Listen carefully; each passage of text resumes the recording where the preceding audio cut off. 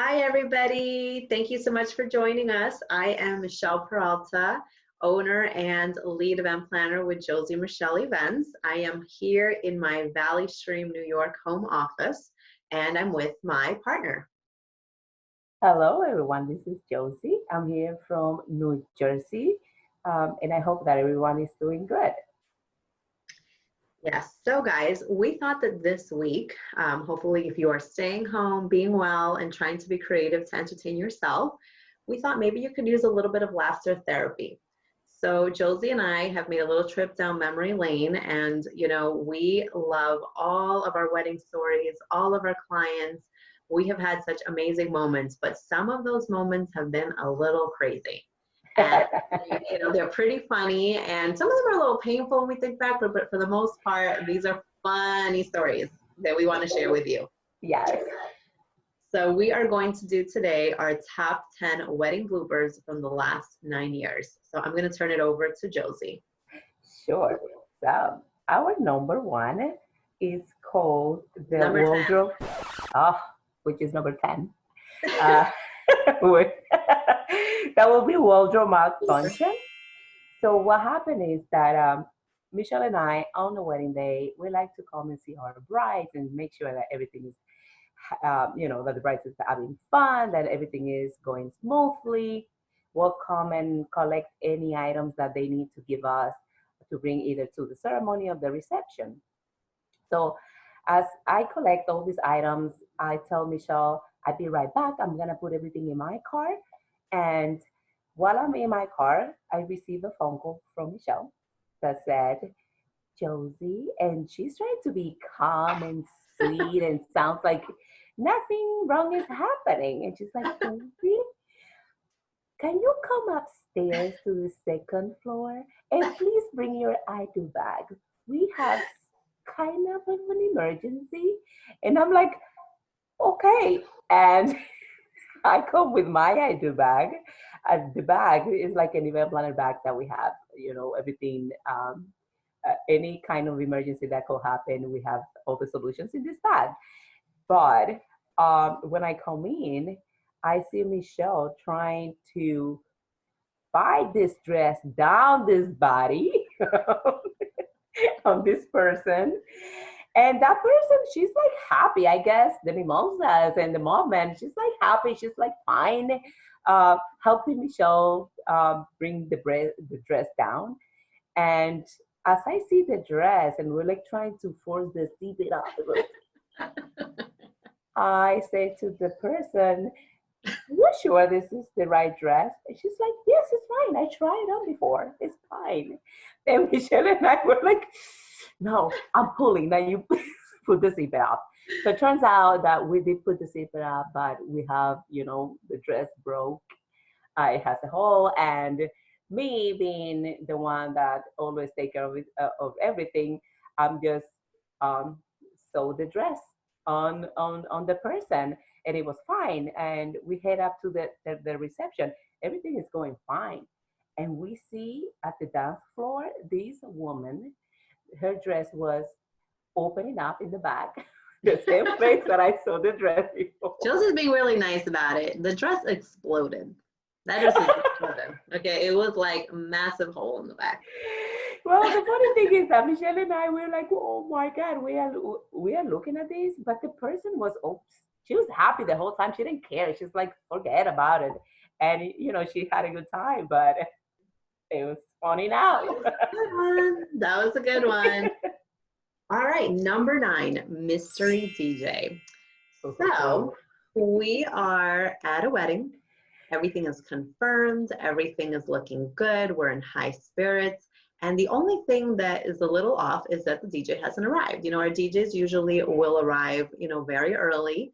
We have like a normal process, and so this was a little bit unexpected. We're not getting worried, but the time gets closer, we're a little bit more concerned. We don't know this DJ. It was a friend of our couple, and so we were like, all right, no problem. So finally this guy arrives. We're going to call him Bob for the purpose of this story. And I'm like, hi, Bob, you know, and Josie and I, we just always have to be helpful. It doesn't matter what's going on. We're always going to have a good attitude. And even though inside I'm like, why so late, Bob? I'm like, you know, let's just go with the flow. How can I help you, Bob? And this guy never looks at me. He never responds to me. And he's just going about his business. The poor guy, he just looks frustrated the whole time. Very unhappy. The unhappiest person at this wedding for sure. And like he has no help, and we see him just trying to set up the ceremony. He seems confused about the music, and we're just running around just like busy bees trying to be helpful. Ceremony gets started. He disappeared in the middle of the ceremony because he has no help. So he has to go in and set up the reception. And, you know, and we keep going, we got this bad feeling inside, but we're just, again, trying to be helpful. Now it's time for the reception, and I'm like, all right, Bob, so, you know, you have the song and the first dance song and all the things we emailed you. And finally, this guy, he is so irritated, and he turns around and he looks at me, and he says, I'm not Bob. And I'm like, well, who are you? Who are you then? Turns out that the DJ that was hired decided not to go. Don't know why, never found out why. Never responded to anything. He sent some other guy, didn't give the guy any information. He was trying to pretend like he was the other guy, but he was just like so annoyed already with us that this happened. That was really stressful. That was really crazy. We weren't too pleased, but the show did go on and everything went smoothly. But that's our story about our mystery DJ. Over to you, Josie. Sure. That brings us to number 8. So this one is called The Sandwich Lady. So, so Michelle and I arrived to this event. I think it was a private event, and we didn't know that the client decided to basically do her own appetizers. So we set up, everything is looking beautiful and nice. Guests start arriving, and we noticed the client started freaking out because she's not done with her appetizer. So what do? Michelle and I usually tend to, to help on whatever we can. All of a sudden, we didn't notice because it was like organic and natural that Michelle and I was just jump in to find a solution. All of a sudden, we look at each other and then we see this tray with like a mountain of sandwiches were done by Josie and Michelle. And we just look at each other, look at a tray, and we just laugh because that's something that happened. And we didn't even notice the time that we jumped in to do sandwiches for this event. It was something just funny. And it wasn't even the first time that happened, if we had to be very honest. If we had to be very honest, that's happened before. All right. So that brings us to number 7, the missing driver. Oh. So, yes, this was one of those heart attack moments. So here we are. We're at a ceremony, and we have the groom. We have many guests. Our team is running about, making sure that everything is set up all right. We've spoken to the priest. All is going smoothly. All we need is a bride. So I see our driver who has dropped us off. So this guy, he knows where our bridal party was. He knows where the church is. We think he knows how to get there and back, right? So we're like, all right, we'll get our bride. And he looks a little bit funny, like something, I get this little gut feeling like, you sure, like any issues, you're good. And he tells me he's good. So we're like, all right, Mr. Driver, he goes off to get our bride. We continue setting up. Time is passing. We're getting worried. Groom is getting worried. Priest is getting worried. I'm worried right now. Worried right now. Josie and Michelle, we're just looking at each other like, where's the bride? Where's this guy? So I call the guy, and it goes straight to voicemail.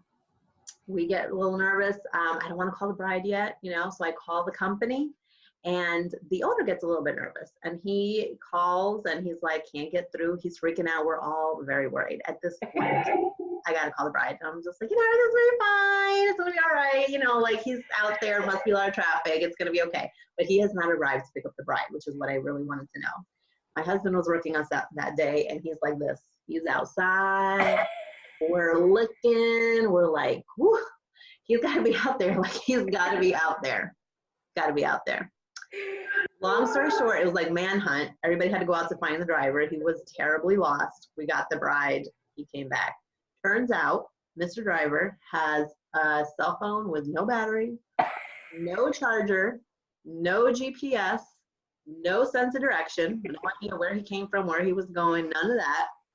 Okay. And that's the story of the missing No driver. wonder he couldn't be found. Poor guy was so nervous, but I was like, I don't want to work with you again. Thank you so much. Yes. Over to you, Josie.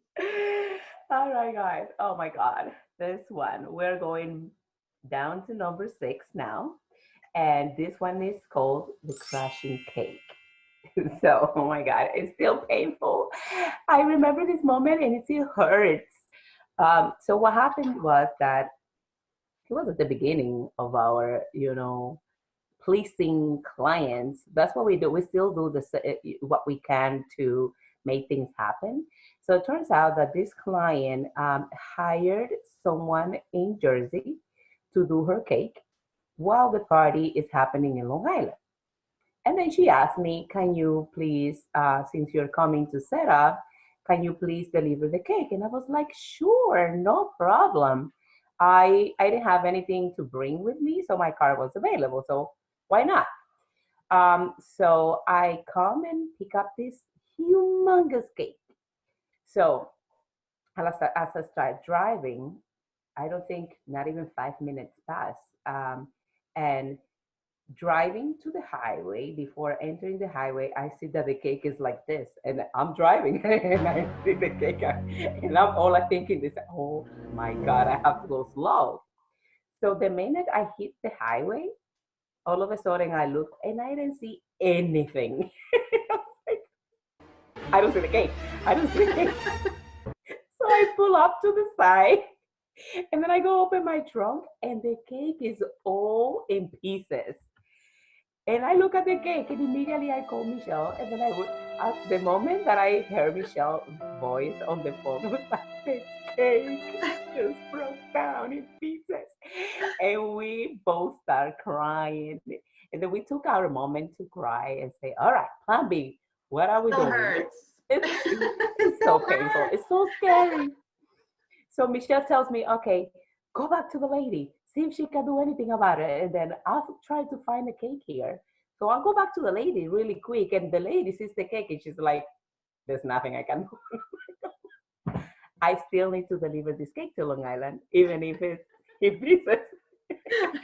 So I head to Long Island, and then Michelle is there, and Michelle's like running up and down the place, doing setup. I'm doing setup, and I'm telling Michelle, you tell her, and Michelle's like, no, you tell her.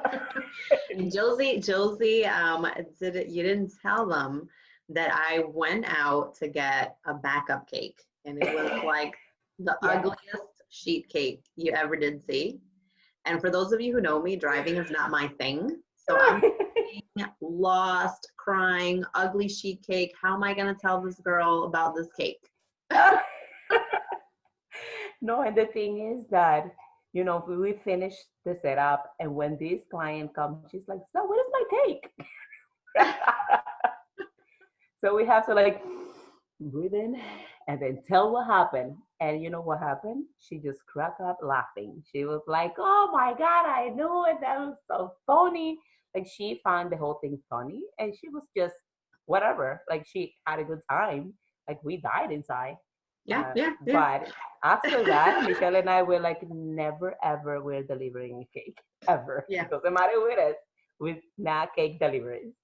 Lesson learned, guys. Absolutely. I feel like everybody has to live through a broken cake, and we got that off the list very early. That was very traumatic, everyone. So sad.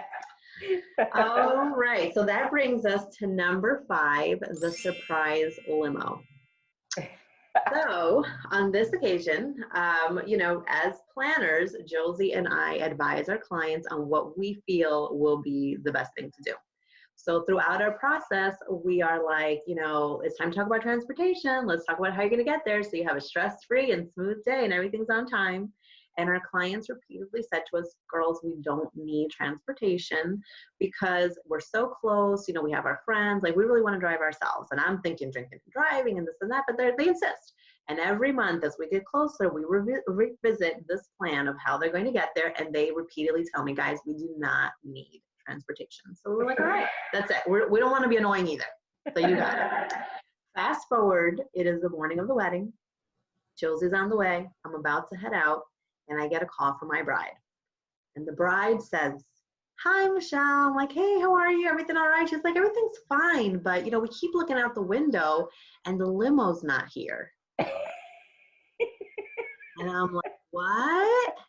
What? You know, she was like, yeah, you know, we're just waiting. We're all ready to go, but the limo's not here. Can you check on that? And I was like, okay. Sure. I'll call you right back. So I hang up and I'm telling you, because we've been doing this for a long time and we know that people get nervous and like crazy things happen. People also, they make some plans every once in a while and they forget to tell their planner. But from the way she spoke with me, I could tell that she had a limo. I was like, she either has a limo or she really believes she has a limo. So I was like, let me I know all her people, let me make some calls. And sure enough, there was a limo. I called her back like less than 5 minutes later and I was like, hi, your limo's pulling up. He's just down the block. It's going to be fine. But that was one of those moments where I was like, oh my God. It's the moment when we look at each other and say like, so what do we do? Checking. Did you get a limo? So that happens. Funny. That's funny. All right. So that brings us to number 4. So this one is called car breakdown. So it happens that once in a while, you know, not everything runs perfect the way you plan. There's always something, you know, there's always something to challenge us. So it was like a very hot summer day. It was an outdoor event. The teams arrived on time. We set up, everything is beautiful and ready to go. And then just before the guests start arriving, here comes the client and say, guys, I forgot to order ice. And then this is one of the events where the clients, you know, take care of their own catering. So Michelle and I, as planners that we are, at that point, our team has already head home. Why? Because in our end, everything was perfect. Everything was on time. Everything was set up. And we're like, sure. It's like only me and Michelle coordinating the event. And we're like, sure, we'll be right back. So we are in a neighborhood where we don't know where anything else.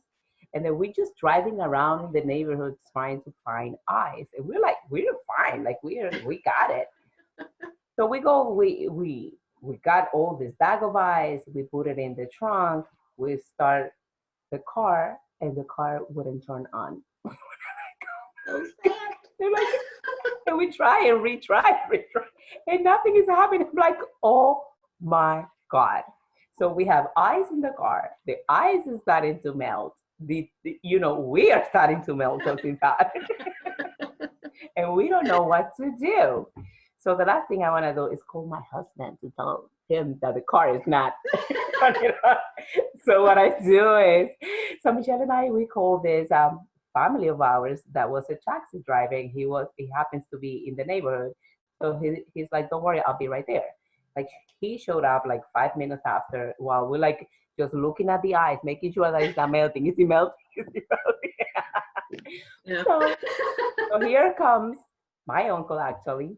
And he's like, when he arrived, he's like, okay, let me see what's going on. So try to turn it on to see what's happening. And as soon as I like it, so here, this is what's going on. And when I go like this, the car turned on. You know, it was like a Yahoo moment, but at the same time, it's like, what? We've been trying to go for this whole time. It's like when you're sick and you go to the doctor and then you feel perfect that day. That's one of those moments. What happened. Well, the thing is that thank God we arrived at the event with, you know, melting ice, but we did got ice and we arrived on time and everything was perfect. Oh my gosh, I relive it. Every time I hear these stories, I like relive the fear of that moment. Yes. Number 3, we call this one the fainting. So for those of you who know us, you know us well, you'll know which one of us every once in a while just kind of drops dead. You know,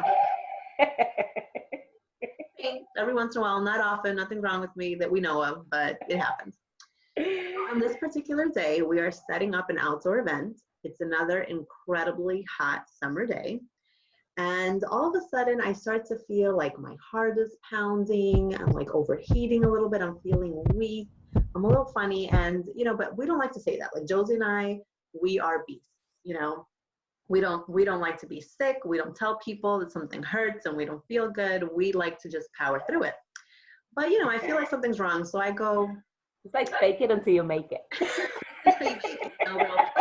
Pull yourself together. I'm feeling kind of sick. So I'm like, Josie, I think we should take a break. And Josie turns around and she says to me, she was like, girl, you know what time it is? We have a lot of work to do. There's no time for break. We finish our work and then we will take a break. And I was like, okay. You know, I'm like, I was like, okay. And so I go back to my job and I'm decorating and I'm saying stuff. But I'm like, I'm overheating and I'm feeling really uncomfortable. So I'm just, you know, I'm just gonna go to the bathroom real quick. I go into the bathroom and I pass out. Like I hit the floor. And I come out of there, you know, I get myself together again and I walk out and I was like, Josie, I just wanted to let you know that I went to the bathroom and I passed out. You know, I got a little sick. You know, I wasn't feeling too good, but we're okay. And then Josie's like, oh my God, why didn't you tell me? Let's take a break now. And then she gets me water and she gets me soda and we give our team a break. Continue, whatever. We finished. The whole event was great. I get home, I am red like a tomato. Okay. Oh my God, I feel so guilty. And I remember when you told me like you did faint, and I was like, oh, okay, it's time for a break, team. Drink water. I think I lost like 10 pounds that day, burnt to a crisp, but So dead. the fainting. Funny. All right, Oh my God. now it's gonna get good. We're down to our last 2. Right. So we are going down to number 2. And this one is called cornfield. So, wedding planner, cornfield. We don't even know like what's going on here. So it happens that we got hired to coordinate a wedding. This is like sort of like a destination wedding, not really a destination because we decided to drive. It's like 2 hours from where we are. So because we like to be under control, and when we are like in a new place that we've never been, we you know we want to be on time. So we decided to drive the night before. So that way we are like up early and making sure that we know where we are and moving from the ceremony to the reception. Like we wanted to be in control, but we never been to this place. Nor we know that this place was in a very rural place. So happens that like we are like singing and dancing in the car with loud music, and the team like Michelle and I, we're trying like pull the team to had a good time. The main thing is that we all had a good time, so they also have a good experience. So we head there the night before, right? And as I'm approaching, so we start seeing, how in the highways you see like all either business or gas station. So we stop seeing all these things. All of a sudden, it's like nothing. It's only us. And another thing that happens is usually when you leave the highway and you enter to a neighborhood, well, you're supposed to see houses and businesses and all that. We see nothing. But I'm driving, right? And I'm like following the GPS. I'm not saying anything. And then the deeper we go in this neighborhood, the deeper we go, the darker it gets. So there was a moment in which the GPSs arrived. And we look at each other and we look around and there's nothing. There's nothing. And it's black. We don't even see each other. Yeah, and so here we're trying to suppress our fears, but in my mind, I'm like, I've seen this movie, and this is where people get killed. Yeah. You know, there's a tree and a cornfield. This is where you die. Listen, and all I notice is like on my left, there's a cornfield. On my right, there's a cornfield. In the front, there's a cornfield.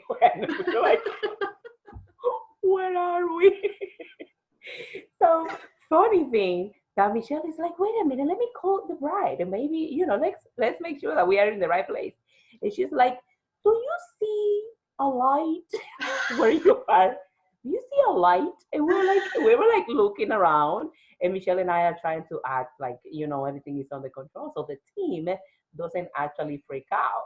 And then we did like far away. We saw a teeny light. And we're like, yes, we see it. In fact, that was the bride's house. We're saved. Yes.